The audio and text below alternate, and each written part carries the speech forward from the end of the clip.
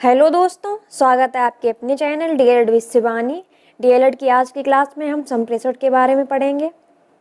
और डीएलएड की पिछली क्लास में हमने पढ़ा था शिक्षण क्या है, तो आप उस वीडियो को व्यू करिए।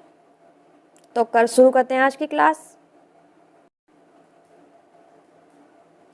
तो हम जानेंगे संप्रेषण का अर्थ। संप्रेषण का क्या अर्थ होता है? संप्रेषण दो शब्दों से मिलकर बना है। पहला सम, दूसरा प्रेषण। सम का अर्थ होता है समान रूप से और प्रेषण का अर्थ होता है भेजा गया, यानी समान रूप से भेजा गया। संप्रेषण का अर्थ हो गया। संप्रेषण कम्युनिकेशन शब्द की उत्पत्ति लैटिन भाषा के कम्युनिस शब्द से हुई है, जिसका अर्थ होता है सामान्य। तो अब हम संप्रेषण की परिभाषा जानेंगे।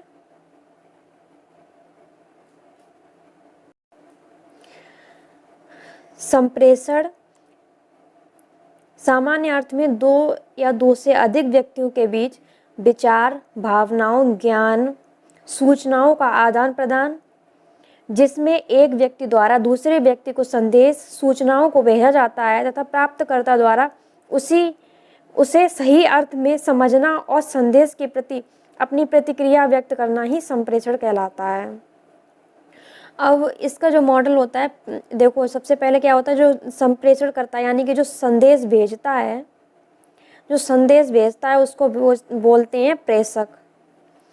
और जो माध्यम होता है जिस हम माध्यम से भेजते हैं, जैसे अभी हम आपको पढ़ा रहे हैं यूट्यूब के द्वारा पढ़ा रहे हैं, तो माध्यम क्या हो गया? यूट्यूब हो गया।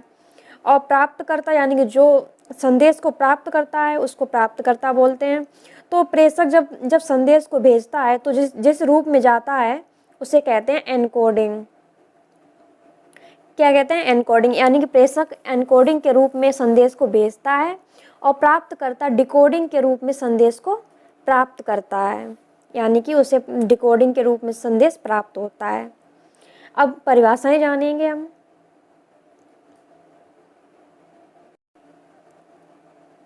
तो पहली परिभाषा है आईपी तिवारी। तो इन्होंने बोला है संप्रेषण जीवन की वह प्रक्रिया है जिसके अभाव में जीवन की कल्पना नहीं की जा सकती है।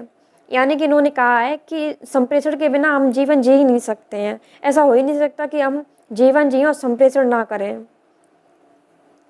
तो अगली डेफिनेशन देखते हैं। अगली डेफिनेशन है न्यूमैन एवं समर।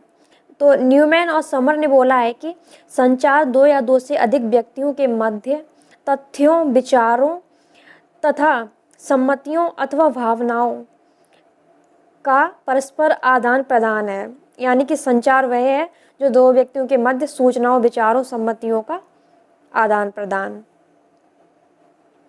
अब लुइस एलन के अनुसार संप्रेषण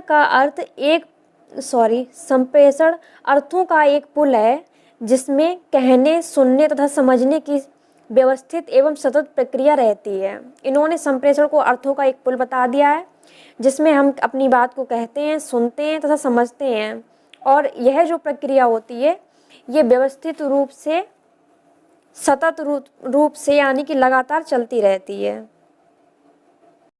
अगला पॉइंट है संप्रेषण के तत्व या घटक। तो संप्रेषण के लिए सबसे पहले ये शैक्षिक रूप से देखा गया है, मतलब कि शिक्षा के में जो संप्रेषण होता है तो वो क्या होता है, उसमें कौन कौन सी चीज़ों को होना आवश्यक है, तो ये देखा गया। तो चलिए देखते हैं। तो सबसे पहला तत्व है छात्र। शैक्षिक संप्रेषण के लिए सबसे पहले छात्रों का उपस्थित होना आवश्यक है। दूसरा शिक्षक का उपस्थित होना आवश्यक है। तीसरी विषय वस्तु, और चौथा शिक्षण के उद्देश्य। पांचवा कक्षा का वातावरण, और छठा शिक्षण की उत्तम सामग्री और शिक्षण हेतु अभिप्रेरणा। तो ये महत्वपूर्ण तत्व हैं, इनके बिना शैक्षिक संप्रेषण नहीं हो सकता है। तो इसमें विषय वस्तु का बहुत ही जरूरी होता है। जब विषय वस्तु होगा तभी शैक्षिक संप्रेषण होगा। हमें शिक्षण का उद्देश्य होना चाहिए, यानी शिक्षण के क्या उद्देश्य है। जब तक उसका कोई उद्देश्य नहीं होगा तब तक शिक्षण कैसे करा सकते हैं। कक्षा का वातावरण देखा जाएगा कि वातावरण कैसा है, तो उस हिसाब से संप्रेषण प्रभावी रूप से हो। और शिक्षण की उत्तम सामग्री, यानी शिक्षण के लिए जो भी सामग्री यूज होती है वो उत्तम होनी चाहिए, तभी शैक्षिक संप्रेषण प्रभावी रूप से कार्य करेगा। और शिक्षण हेतु अभिप्रेरणा, जब छात्रों में अभिप्रेरणा होगी तब शैक्षिक संप्रेषण प्रभावी रूप से कार्य करेगा। अब ये संप्रेषण का मॉडल है, वही मॉडल है, वैसे इसको डिटेल में है ये। तो संप्रेषण के मॉडल में सबसे ज़रूरी होता है प्रेषक, यानी जो संदेश भेजता है, और यहाँ पे संदेश हो गया, यहाँ पे लिखा है, आपको दिख रहा है एनकोडिंग लिखा है यहाँ पे, एनकोडिंग।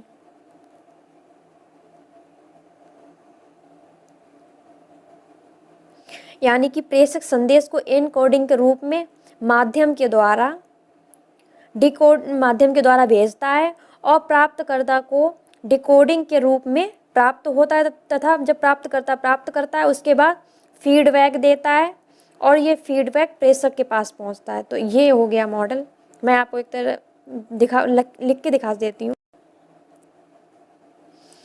यहाँ पे ये हो गया सेंडर, यानी कि प्रेषक ने मैसेज को, ये मैसेज हो गया एनकोडिंग के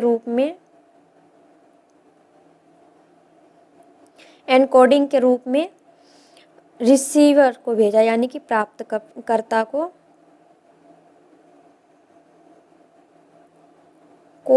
डिकोडिंग के रूप में भेजा। और ये जो मैसेज है, ये इसकी प्रतितुष्टि, जब इसको कोई बात कही गई है तो फिर वो जवाब देगा, जो जवाब को बोलते हैं उसको प्रतितुष्टि या फीडबैक बोलते हैं। वो फिर बाद में फीडबैक देगा, प्रतितुष्टि। आज की क्लास में इतना है। अगर वीडियो हेल्पफुल लगा हो तो प्लीज़ लाइक करिए, शेयर करिए, सब्सक्राइब करिए। Thanks for watching.